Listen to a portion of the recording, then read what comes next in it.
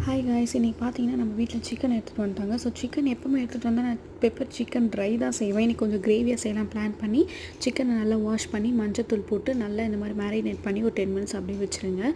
அப்புறம் நான் எப்போவுமே சிக்கன் மட்டும் இல்லை, நான்வெஜ் எப்போ செய்யணும்னாலும் இந்த மாதிரி சட்டியில் தான் செய்வேன். ஸோ சட்டி எடுத்து எண்ணெய் ஊற்றிட்டு பட்டை, லவங்கம், ஏலக்காய், இந்த மாதிரி பிரிஞ்சி இலை போட்டுட்டு சோம்பு போட்டு நல்லா பொரிஞ்சு வரும்போது ஆனியன் சேர்த்துக்கோங்க.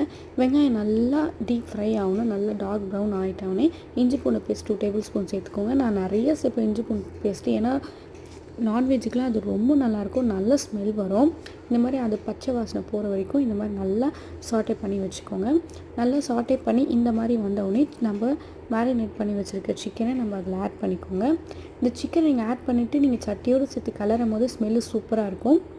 இந்த டைமில் கொஞ்சம் மிளகாத்தூள், கரம் மசாலா, தனி மிளகாய்த்தூள், கொஞ்சோண்டு பெப்பர், நம்ம லாஸ்ட்டில் தான் நிறைய பெப்பர் சேர்க்கணும். அதுக்கு கொஞ்சம் கல் உப்பு சேர்த்துட்டு இந்த மாதிரி நல்லா எல்லா பக்கம் வர மாதிரி நல்லா சாட்டே பண்ணிவிட்டு மூடி வச்சுருங்க. இந்த மாதிரி தண்ணி சிக்கன்லேயே நல்லா தண்ணி விட்டு வரும். இந்த தண்ணியெல்லாம் கொஞ்சம் ட்ரை ஆனோடனே நம்ம எக்ஸ்ட்ரா தண்ணி சேர்த்துக்கணும். ஏதோ நம்ம கிரேவி பண்ணுறதுனால நல்லா அந்த மாதிரி தண்ணி சேர்த்துட்டு நல்லா கொதிக்க வரும்போது தக்காளியை இந்த மாதிரி பிழிஞ்சு விட்டுக்கோங்க. பிழிஞ்சிட்டு நிறைய இந்த டைமில் தான் மிளகுத்தூள் சேர்த்தோம். நல்லா கிரேவி மாதிரி வந்துடும்.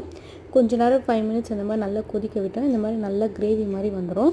ஸோ இந்த மாதிரி கிரேவி வந்த மாதிரி டைமில் நல்லா கொத்தமல்லி போட்டு இறக்கிட்டு வச்சுருங்க. நம்ம வீட்டில் எப்போவுமே நான்வெஜ் செஞ்சால் ரசம் கண்டிப்பாக இருக்கும். ஸோ நான் ரசத்துக்கு மிளகு, பூண்டு, சீரகம் மிக்சியில் போட்டு அரைச்சி வச்சுப்பேன். இந்த மாதிரி தக்காளியும் போட்டு ஒன்று பாதியமாக அரைச்சி வச்சுக்கோங்க. இந்த மாதிரி ஒன்று பாதியமாக அரைச்சி வச்சுக்கோங்க.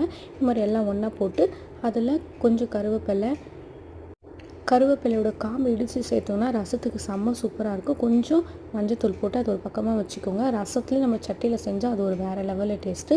ஸோ சட்டியில் எண்ணெய் ஊற்றி கடுகு போட்டுக்கோங்க. அது நல்லா கடுகு பொரிஞ்சு வரும்போது காஞ்ச மிளகாய் 2 பிரித்து போட்டுக்கோங்க. அப்புறம் பெருங்காயத்தூள் கொஞ்சம் போட்டுக்கோங்க. இப்போ நம்ம எல்லாம் பண்ணி வச்சுக்கோங்க, அரைச்சி அது எல்லாமே ஒன்றா சேர்த்துக்கோங்க. சேர்த்துட்டு நல்லா சாட்டே பண்ணிக்கோங்க. நல்லா சாட்டே பண்ணும்போது எண்ணெய் பிரிஞ்சு வரும். அந்த மாதிரி எண்ணெய் பிரிஞ்சு வர வரைக்கும் நல்லா வதக்கிக்கோங்க.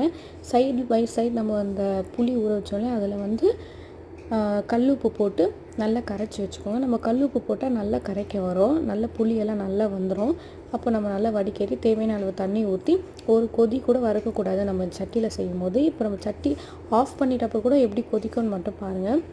இதில் ஒரு தூள் சேர்ப்போம். அது ரசப்பொடி கிடையாது, நாங்கள் வீட்டிலேயே எங்கள் ஆண்டி தயாரிக்கிற ஒரு பொடி. அது நான் காரக்குழம்பு, காய் குழம்பு, எந்த நான்வெஜ் செஞ்சாலும் சேர்ப்போம். அது சேர்த்தா செம்ம சூப்பராக இருக்கும். லாஸ்ட்டில் கொத்தமல்லி போட்டு இறக்கிடுங்க. அதோட ரெசிபி வேணும்னா கமெண்ட் பண்ணுங்கள், கண்டிப்பாக உங்களுக்கு ஒரு நாள் போடுறேன்.